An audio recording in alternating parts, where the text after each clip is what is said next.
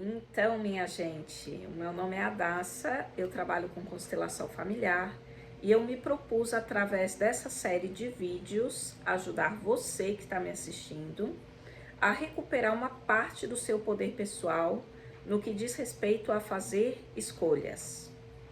A força que é necessária para fazer escolhas, tomar decisões. Então é sobre isso que a gente está falando nessa série.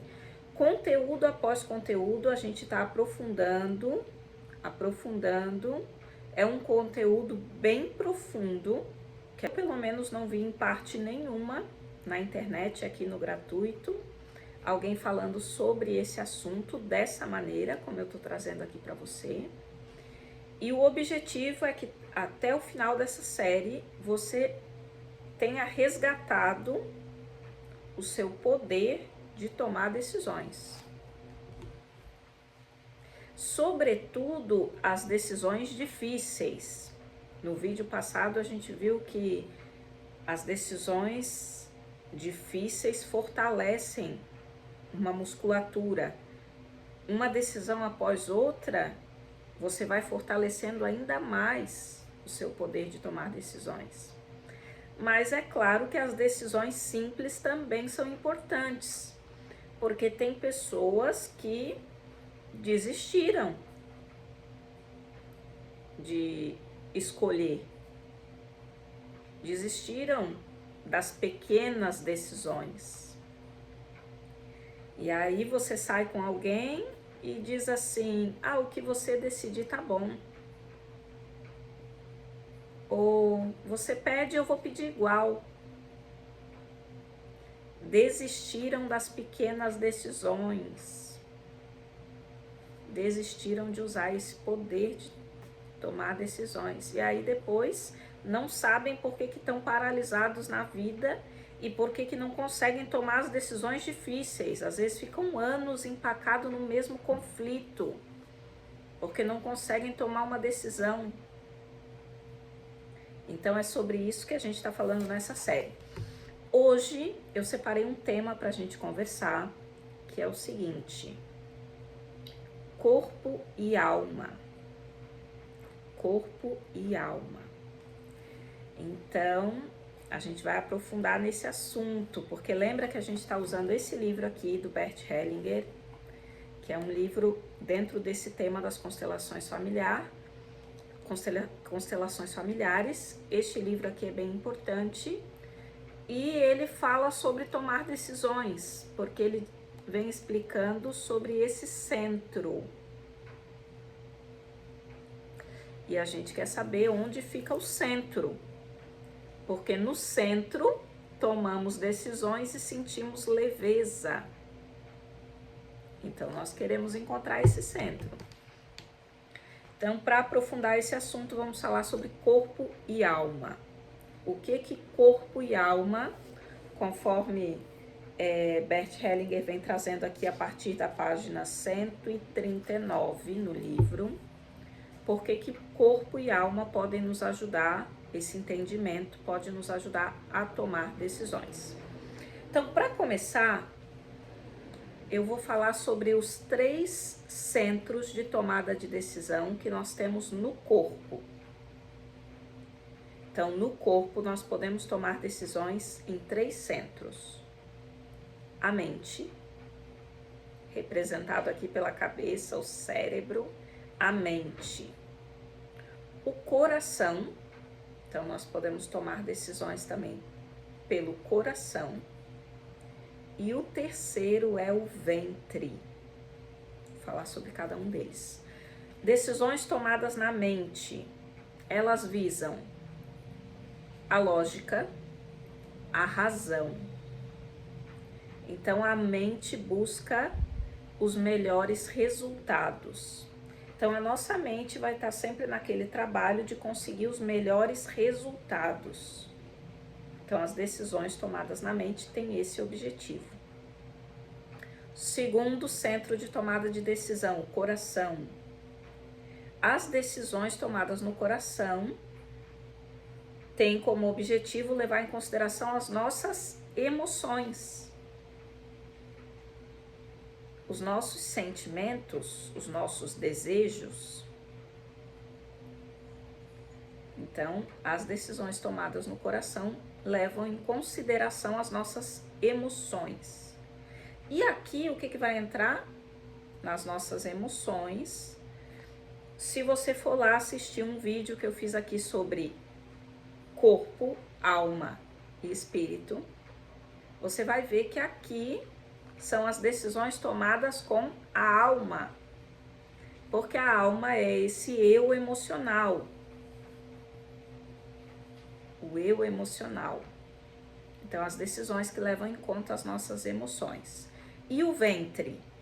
O ventre são decisões que levam em conta o sentir, a experiência no momento.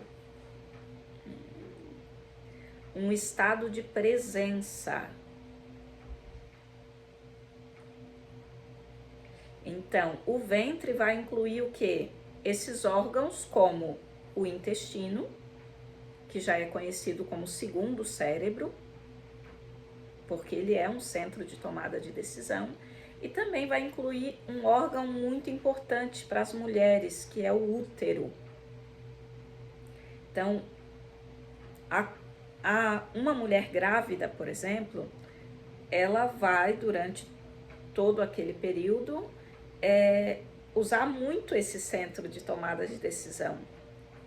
Ela vai estar muito conectada com esse centro. Esse centro que é o ventre, né? Então, no útero, se você leva sua consciência para o seu útero, você pode experimentar profunda vulnerabilidade. Então, é um centro de tomada de decisão que você experimenta sensações, sentimentos que estão relacionados ao agora. Porque no coração, essas emoções que você experimenta, a alma, também tem muitas emoções que são relacionadas, né, principalmente ao passado. Porque a alma, esse eu emocional, vai acumulando tudo. Tudo que foi sentido vai ficando acumulado nesse eu emocional. Então, as decisões tomadas com o coração, esse centro de tomada de decisão, ele tem ali muitas emoções relacionadas ao passado. Ele tem muito conteúdo guardado. Conseguiu entender um pouquinho sobre esses 3 centros? Qual é o melhor para tomar uma decisão? Então, o ideal é que os 3 estejam alinhados. Quando você vai tomar uma decisão, a decisão tem que levar em consideração os 3.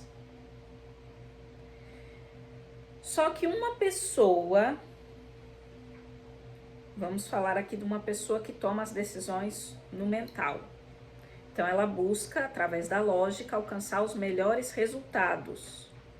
E ela acredita que a decisão tomada aqui no mental é a que vai alcançar esses melhores resultados.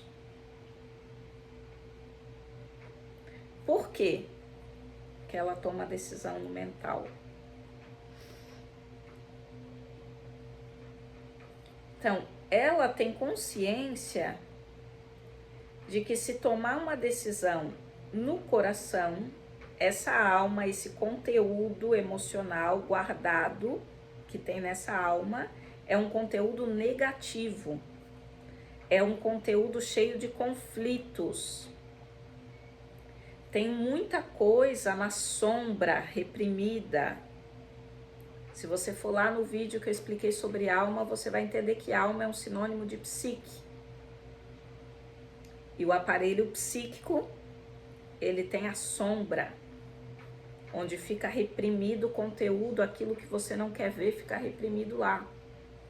Então, se essa alma estiver com muitos conflitos, com muito conteúdo reprimido, é normal, é natural que essa pessoa queira tomar decisões apenas com a mente, porque ela não quer acessar esses conteúdos de dor. Então, é importante para alinhar, para uma decisão ser tomada de maneira que você alinhe mente, coração e ventre, é importante que você purifique os conteúdos da alma, esses conteúdos do seu coração, o seu eu emocional. Então, esse eu emocional tem que ter sido trabalhado para que você consiga alinhar. Então, se tiver muito ressentimento, muita dor, muita mágoa, muitas histórias conflituosas, essas lembranças, essas memórias, elas vão estar causando aqui uma sensação, uma densidade muito grande, e você não vai querer acessar isso. Então, a sua decisão vai ficar só no racional. Então, precisa purificar o conteúdo do coração para se chegar nesse alinhamento. Mas o conteúdo da mente, será que não precisa ser purificado também? Também. Então, aqui nós vamos entrar no que Bert Hellinger vai falar nesse livro aqui, quando ele fala corpo e alma. Corpo e alma. Corpo e alma, ele vai dizer assim, ó. Ao refletirmos sobre a atuação conjunta de corpo e alma, ainda ficamos presos na ideia de que o corpo é algo material e a alma é adicionada como uma força que o anima. Pode ser que tenhamos isso em mente por causa do relato em que Deus modelou o homem do barro e depois inflou nas suas narinas o fôlego da vida. No entanto, o ser humano que existe hoje vem da multiplicação das células germinais de seus pais, que já são vivas e, portanto, são animadas. Então, vamos mudar aqui a nossa maneira de ver corpo e alma. Então, diz que a maioria das pessoas, quando pensa em corpo e alma, vai pensar ali num corpo e numa alma que é colocada dentro dele. Uma alma que anima o corpo. Então, nesse pensamento, o corpo vem primeiro e depois a alma. Mas, conforme ele vem explicando aqui, o ser humano, como nós conhecemos hoje, ele vem da multiplicação das células germinais dos seus pais. Ou seja, na união das duas primeiras células, ambas já eram animadas. Ou seja, o que anima o corpo já estava presente nas duas primeiras células. Então, podemos dizer que desde a formação, da multiplicação das células, o ser humano já tem uma alma, porque ele já tem essa força que o anima.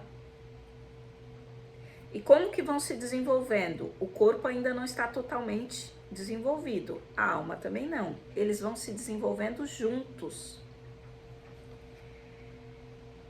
À medida que o nosso sentir, nossas percepções vai se desenvolvendo, esse mundo emocional também vai se desenvolvendo no ventre da mãe. À medida que vamos ganhando capacidades perceptivas, tato, audição, paladar, à medida que o nosso cérebro vai se desenvolvendo, suas habilidades também vai desenvolvendo suas habilidades, também vamos sentindo. Sendo assim, corpo e alma se formam juntos, célula a célula, e é impossível separá-los. Então, corpo e alma se formam juntos. Muito bem, muito bem. Corpo e alma se formam juntos. Depois Bert vai falar sobre... Vai entrar outro personagem aqui na história, o eu. O eu. Então, nós já vimos que corpo e alma são bem unidos. Corpo e alma se formaram juntos, se multiplicaram juntos. O bebezinho foi sentindo, aquele bebezinho tá dentro, é o pequeno sentir dentro do grande sentir, que é a mãe. Então a mãe tá sentindo tudo e o bebezinho também. E à medida que ele vai desenvolvendo ali a audição, o cérebro vai se desenvolvendo, o paladar. À medida que o bebezinho vai desenvolvendo essas capacidades perceptivas, ele vai sentindo as emoções da mãe com essas habilidades que ele está desenvolvendo. Então, o corpo e o eu emocional vão se desenvolvendo juntos. Agora vamos entender quem é o eu. O eu. Em relação ao corpo e alma que o anima, sentimos-nos, porém, como se possuíssemos em nós um centro em interação com ambos. Esse centro aceita os movimentos do corpo e da alma ou se opõe a eles, fazendo-se superior ou rejeitando-os, por vontade própria ou por impotência. Nesse centro, nos sentimos, em relação ao corpo e alma, ao mesmo tempo livres e presos. Nós o denominamos de eu. Eu, consciência pessoal, o eu.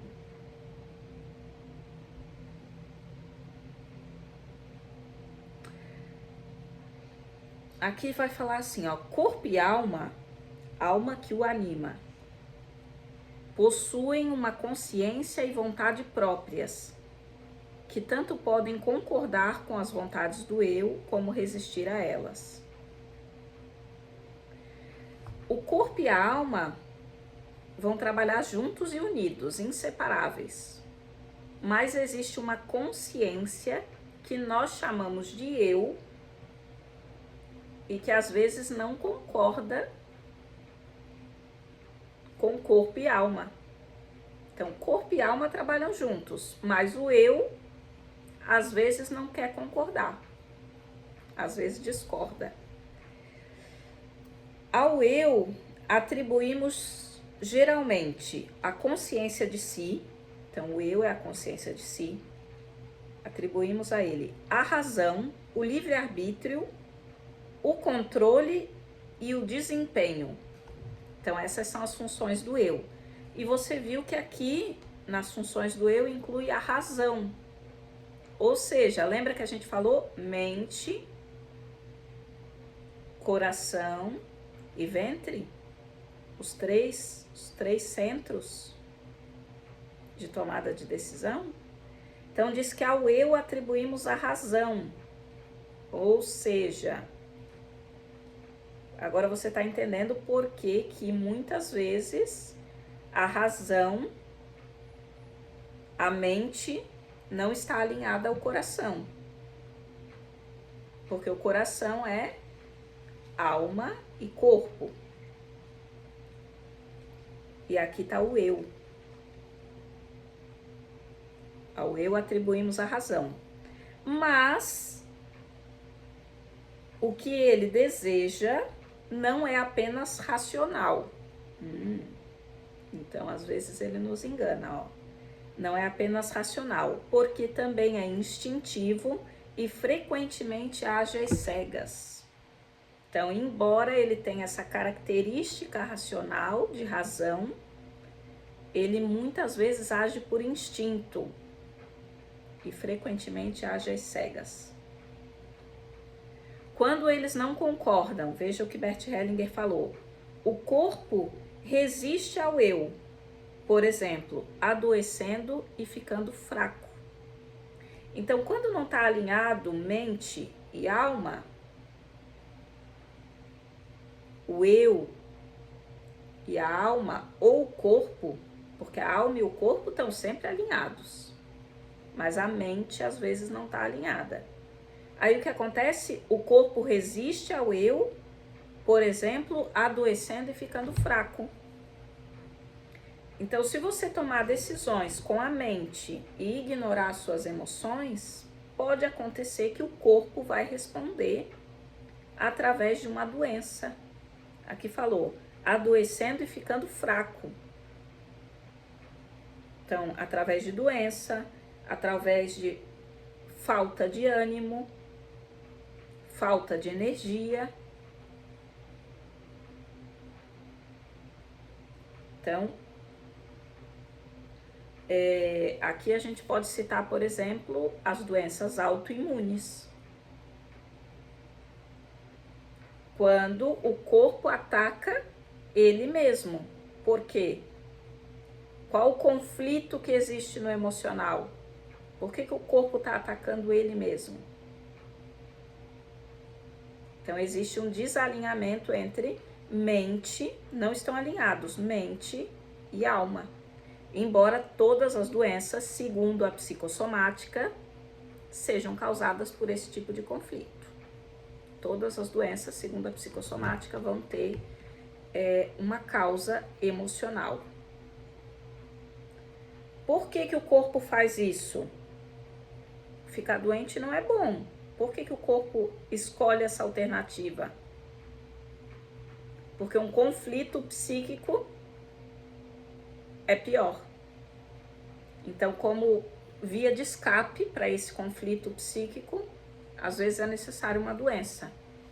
Então, a questão vai ser vista no corpo, porque um conflito psíquico não está dando mais para aguentar. Então, é mais ou menos assim, né? Aí, vamos ver aqui, ele segue explicando. Aí ele fala, para isso é preciso que o eu seja purificado. Para que o eu esteja em harmonia com o corpo e a alma, é preciso que ele seja purificado. É preciso que haja um esclarecimento. Então, o eu precisa ser instruído, precisa ser esclarecido. Ele está purificado quando está em concordância e em harmonia com a alma. Então, o eu é esclarecido quando é consciente de suas possibilidades, dos seus limites, quando supera seus medos e desejos instintivos.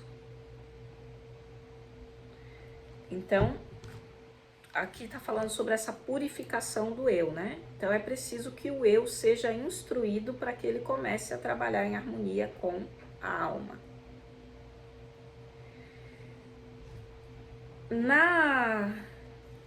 Na teoria das constelações familiares, vai existir as ordens do amor. Eu ainda vou falar um pouco aqui sobre as ordens do amor. As ordens do amor, elas são leis, assim como as leis da natureza, elas são as leis que regem os sistemas. E o sistema familiar também é regido por essas leis. Então, elas são como as leis naturais. A alma conhece as ordens do amor, ou seja, as leis que regem os sistemas e também as leis que regem o sistema familiar. A alma conhece. O eu muitas vezes discorda. Então é preciso que o eu esteja esclarecido para que comece a haver concordância entre mente e corpo, mente e alma, mente e coração. Para que os dois comecem a concordar, é preciso que haja um esclarecimento do eu. Então tá, através das ordens do amor, o estudo que ainda vai ter aqui no canal, que eu vou explicar melhor sobre as ordens do amor, como aplicar. As ordens do amor são a teoria da constelação familiar. Como aplicar essa teoria na vida, através dessas ordens, o seu eu pode se tornar mais esclarecido e ele vai começar a concordar mais com a sua alma. Os dois vão começar a se alinhar melhor. Só o eu precisa ser esclarecido? Não. A alma também precisa de uma purificação, mas isso eu vou falar no próximo vídeo.